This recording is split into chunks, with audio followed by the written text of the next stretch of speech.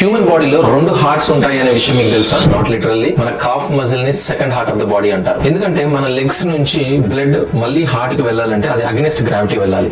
అది return pump చేసేది cough muscle pump మాత్రమే. మీరు నడుస్తుంటే కాఫ్ మజిల్స్ కాంట్రాక్ట్ అవుతాయి, అవి వెయిన్స్ ని ప్రెస్ చేస్తాయి.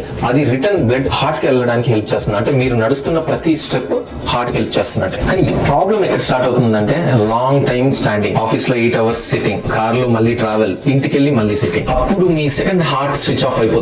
అప్పుడు స్టార్ట్ అవుతాయి varicose veins, leg pain, leg swelling, కాళ్ళలో క్లాట్స్ ఫామ్ అవడం, ఈవెన్ హార్ట్ మీద స్ట్రెస్ కూడా పెరుగుతుంది. So as a vascular surgeon గా నా సజెషన్ ఏంటంటే ఎవ్రీ 2 to 3 hours ఒక 5 minutes వాక్ చేయడము, మినిమం ఆఫ్ 5 to 6,000 స్టెప్స్ నడవండి అండ్ కాఫ్ రైజెస్ చేయండి. మీ హార్ట్ ప్రొటెక్షన్ కావాలంటే ముందు మీ సెకండ్ హార్ట్ యాక్టివ్ గా ఉండాలి.